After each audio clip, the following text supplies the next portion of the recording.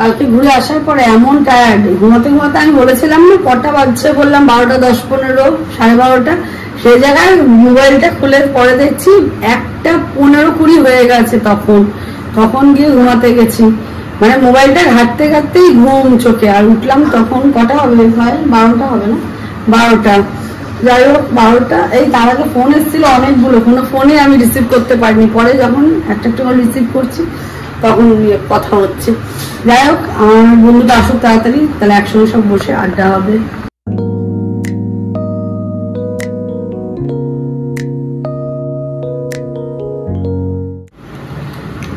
সকাল থেকে কিছু না খেয়ে আছি, সুগারটা বেড়েছে কিনা জানি না। যাই হোক এখন যাচ্ছি সুগার টেস্ট করতে, হাতে গার্ডার লাগিয়ে। আজকে আমাদের বাঘা আমাদের সুগার টেস্ট করে দেবে। দেখ লাগবে না,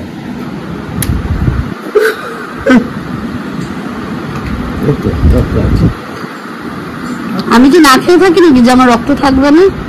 6-6টা মাস বাপে খাওয়ালে কি এমনির জন্য নাকি?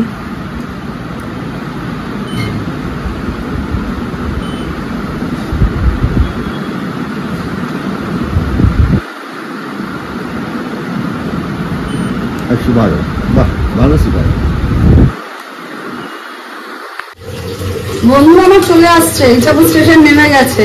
রান্না বান্না এখনো হয়নি, এখনো পায়েল মারছে হাঁড়ি। আর এদিকে আমার ডাল হয়ে গেছে, পোস্ত হবে।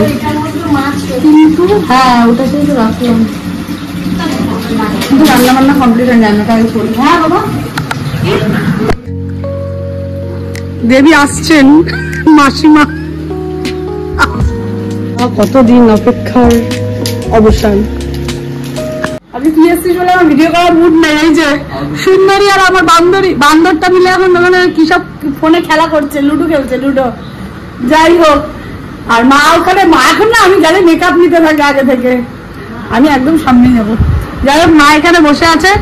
আমি আজকে নতুন একটা রেসিপি ট্রাই করবো, তোমার দিয়েই তাকিয়ে নি। বলছি আমি একটা নতুন রেসিপি করবো, ভাবছি দই দিয়ে মাছটা। জমা করে জিজ্ঞেস করলাম, ও বলছে কি এই করে করতে পারিস। আমি প্রথম করবো, খেলে বলবি না যে খারাপ হয়েছে। ছিল তো ইলিশ মাছের ঝোল। ইমা কি হলো, ইলিশ মাছটা রান্না হচ্ছে, একটু দই দিয়ে করছি আজকে, পোস্ত দিয়ে দই দিয়ে সমস্ত কিছু যেমন ভাপা করে সেরকম।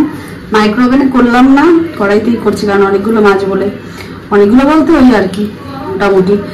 যাই হোক দেখি কেমন হয় টেস্টটা। আর ছেলের জন্য একটা এই যে রেখে দিয়েছি, এটাকে ভাজা করে যেমন ঝোল হয় ওই বেগুন দিয়ে, ওইভাবে বেগুন দিয়ে ঝোল। কারণ উনি আবার এইসব পোস্ত টোস্ত পছন্দ করেন না, আমার পোস্ত দিয়ে খেতে খুব ভালো লাগে। তো যাই হোক, কানে দুল খোলো, বাজে লাগে দেখতে, শয়তানের মতন দেখতে লাগে। এই যে ছোট লোকটা হাতে ট্যাটু করে, বিশ্ব ছোট লোক একটা, কি আর বলবো, জীবনে মানুষটা করতে পারলাম না। তো যাই হোক, স্টাইলগুলো না আগে আমার ছিল, ছোট লোক নেই, এখন আমার ছেলের মধ্যে ধরে গেছে। এখন কি করবো, অপেক্ষা করে থাকি, ঠিক হয়ে যাবে। যাই হোক রান্নাটা করে নিই। মেনুতে হচ্ছে ডাল, আলু উচ্ছে ভাজা, শাক ভাজা, চাটনি, যেমন তুলবার মেনু বলছি। যাই হোক, এটা হলো কি জানো, লাউ শাকের তরকারি, আলু পোস্ত, মাছ। আমার জন্য স্পেশালি বেগুন দিয়ে পাতলা করে ইলিশ মাছ। কেমন হয়েছে বাবাই? ভালো হয়েছে, ঠিক আছে। ওর হেভি লেগেছে খাবারটা আজকে, খেয়ে নি তাড়াতাড়ি। বৃষ্টিতে প্রথমে খিচুড়ি দিয়ে শুরু, আর ইলিশ মাছের ঝোল দিয়ে শেষ। এই যে খিচুড়ি শুরু হয়ে গেছে, খিচুড়ি, বেগুন সুন্দরী খাইনি, আলু ভাজা খাইনি, পাঁপড়টা শেষ। আর এদিকে প্রথমে কি খেলি জানো, ও খিচুড়ি, ভুলে গেছিলাম। প্রথমে খিচুড়ি, আর এখন হচ্ছে গিয়ে ইলিশ মাছের ঝোল। আর ওদিকে আমার মাও খাচ্ছে, মার থালাও। পোস্ত ভালো হয়েছে না, জানি তো হবে। মা খাচ্ছে আলু পোস্ত আর ডাল, আর আজকের জন্য ইলিশ মাছ। জানি মায়ের খাওয়া বারণ, কিন্তু কিছু করার নেই, থাক, একদিন খেলে কিছু হয় না। আজকে স্পেশালটা হচ্ছে আন্টি আজকে আমাদের বাড়িতে লাঞ্চ করছে। যাই হোক এখানে খাবার নিয়ে বসে গেছে তিনজনেই। এই যে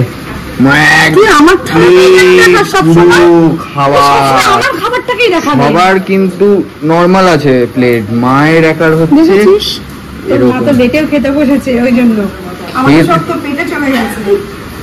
যাই হোক, মা এখন বসেছে, মায়ের মানে হয়ে গেল এখন 2 ঘন্টায় টেবিলের চেয়ারটা বুক থাকবে মায়ের জন্য। যাই হোক, এখন 4টে বাজে, আমি খেলতে যাবো একটু। আর বাইরের কন্ডিশনটা হচ্ছে এরকম, কিছুটা এরকম বৃষ্টি। আর আমি গাড়িটাকে বের করে রেখেছি, কিন্তু আলটিমেটলি কোনো লাভ হচ্ছে না, বিকজ আমি ধোয়াতে যেতে পারিনি। তো আমি ভাবলাম কি বৃষ্টিতে একটু যাতে ধুয়ে যায়, কিন্তু কোনো আলটিমেট রেজাল্ট কিছু পাচ্ছি না। এই একটু আধটু ওপর দিয়ে যা হয়ে যাচ্ছে। তখন যাই, স্নানটাও করিনি, স্নানটা করবো, স্নানটা করে দেন খেলতে যাবো। যাই হোক, আমাদের এখন বেরোনোর একটা প্রোগ্রাম হয়েছে। ঘড়িতে বাজছে এখন 8:15। নাইকাস তো খইবাজ, পেট কিন্তু পুরো লোড। এই যে আরেকজন সেজে গুজে বসে আছে, কিন্তু আমাদের যে মহাপ্রভু সে এখন এসে পৌঁছায়নি। ওপরে গিয়ে কি করছে জানি না, নাম কীর্তন করে নিচে নামবে, তারপরে আমরা যাব। গাড়িটাকে মাঠে রেখে এসেছে যাতে বৃষ্টিতে ধোয়া হয়ে যায়।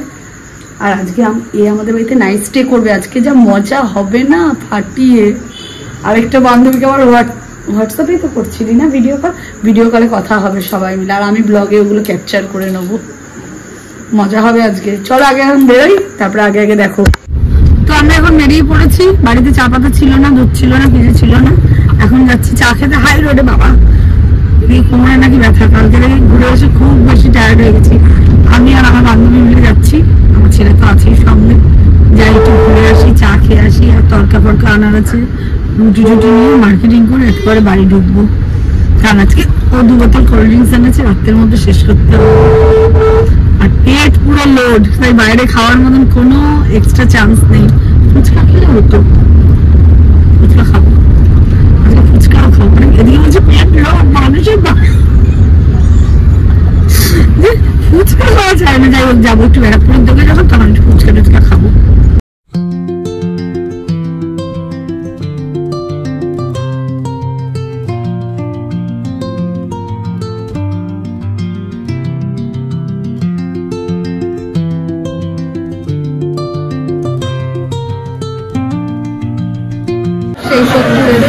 চায়ের জন্য ওরা আবার পকোড়া খাবে, পকোড়া খাওয়া না খেয়ে ওরা বাড়ি যাবে না।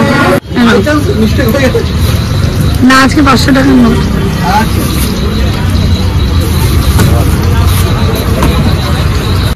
যাই হোক, তরকারি নাও কমপ্লিট হয়ে গেল।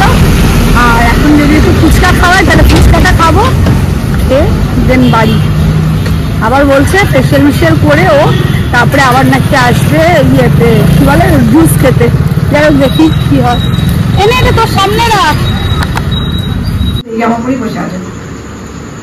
মেয়েটা আজকে যেতে চাইছিল, কিন্তু মেয়েটাকে আটকে দেওয়া হয়েছে, তাই জন্য মেয়েটা এরকম ভাবে চেঞ্জ না করে বসে আছে।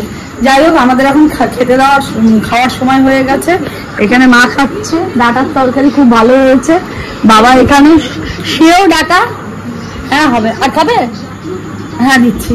সেও ডাটার তরকারি। বাবা কি ভালো রান্না করি আমি না, এবার হোটেল খুলবো, কারণ আমার রান্নাটা খুব ভালো হয়েছে বললো। আর আমার ছেলে মোবাইলে ব্যস্ত, দেবো একটু খাও না, ভালো হয়েছে। আর এদিকে আমার বান্ধবী আর আমার ছেলে, পুচকি ছেলেটাও খেতে বসেছে। আমরা এখন খাওয়া দাওয়াটা করে নিই, আরেকজন আসছে আমাদের বাড়িতে, একটু পরে আবার ব্লগার দিচ্ছি।